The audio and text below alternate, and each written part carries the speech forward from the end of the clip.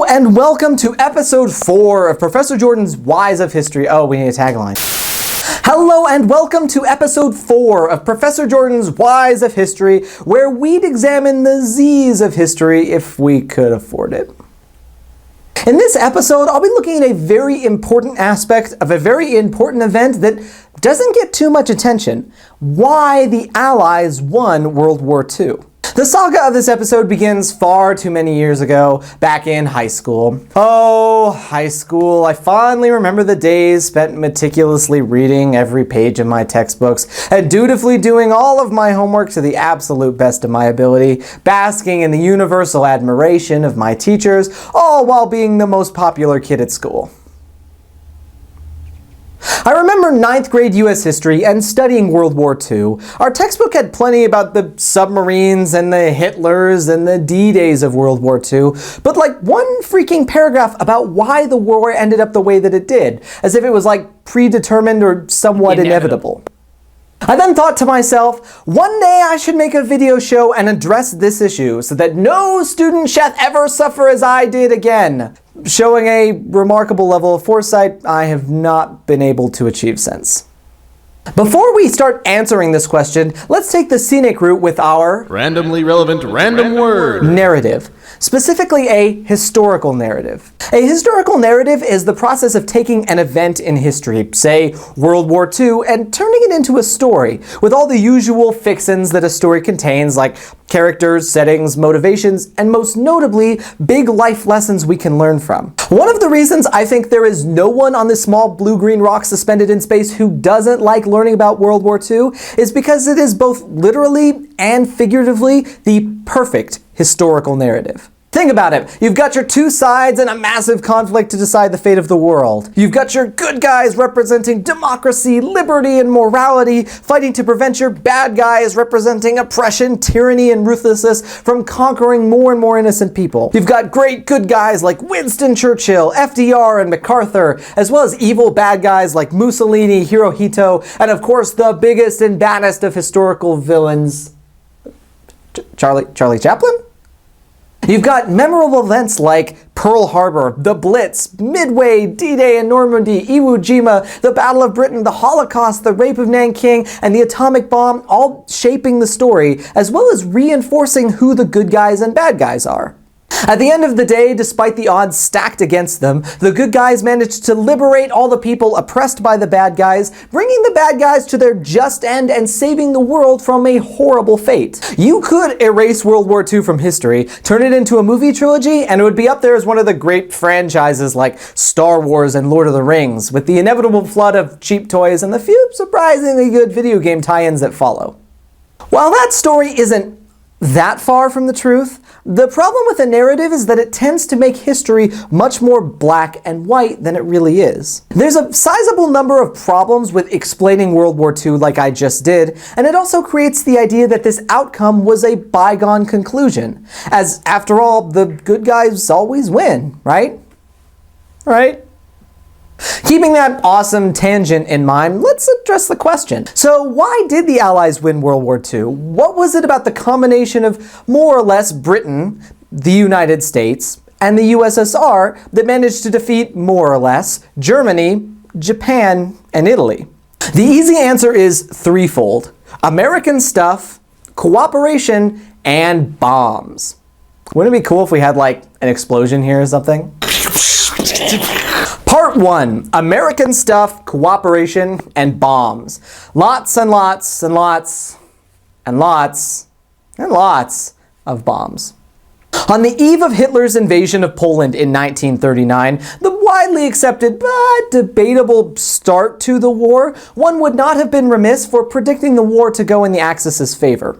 Hitler's united Germany had spent the last few years doing whatever he wanted, as the soon-to-be Allied powers, with their massive empires and rundown economies, did whatever they could to avoid war, which usually meant giving Hitler whatever he wanted.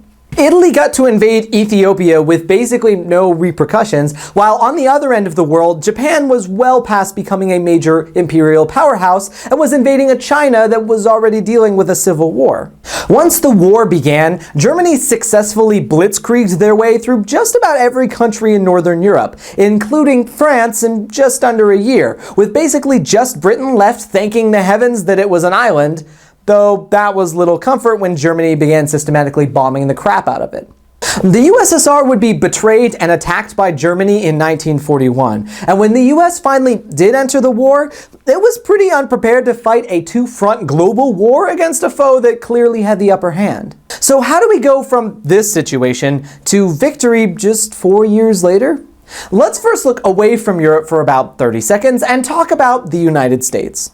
Any longtime viewers know I'm quite fond of making jokes that my own country's often self-inflated and blatantly hypocritical role in world history. However, the United States was unarguably and undeniably integral to the Allies winning the war.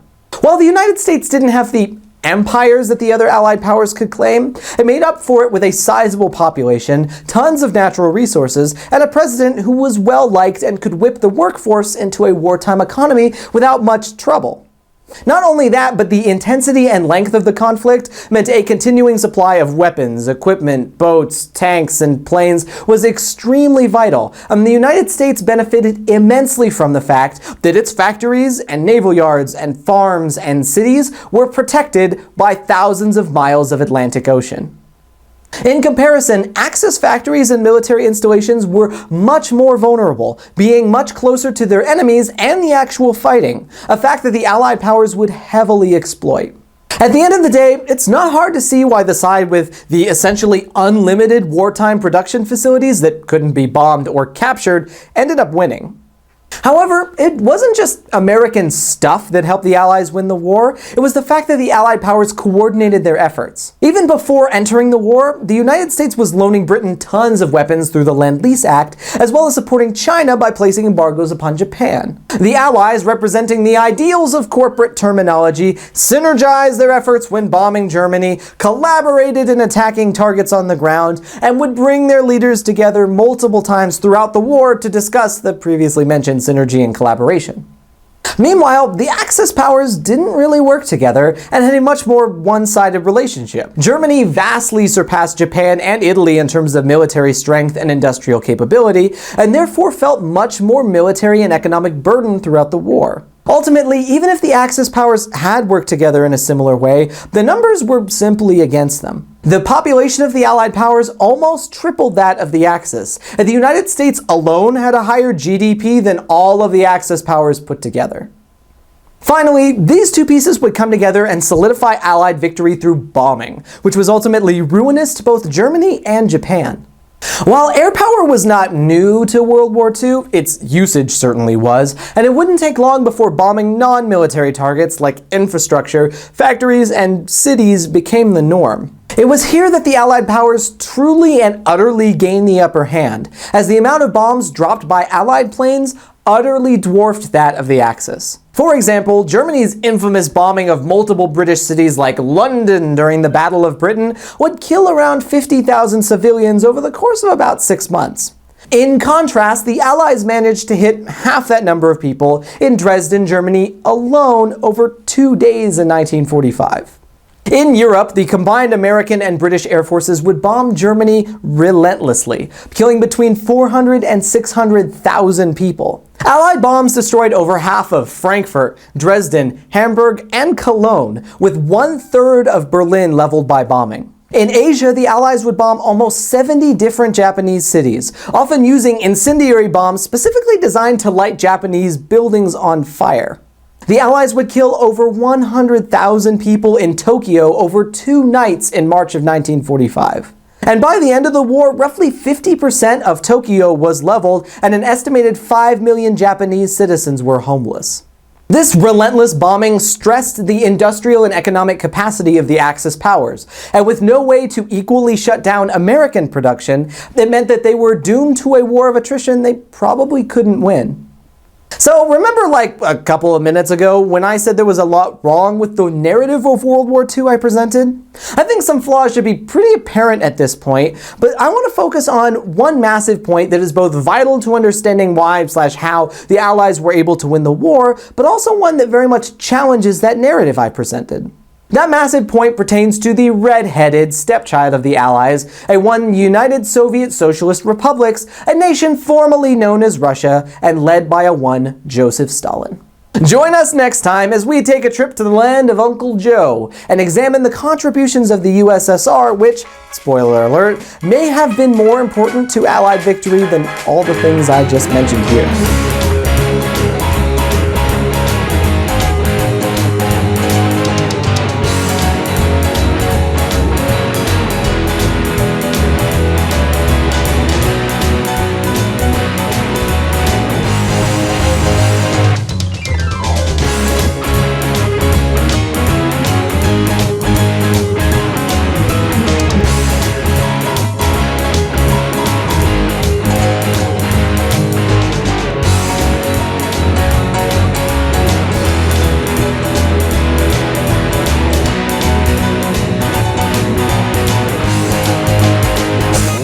Hitler's united Germany had spent the last few years doing whatever he wanted as the soon-to-be Allied powers with their massive empires and rundown economies did whatever they could to avoid war, which usually meant giving Hitler whatever he wanted.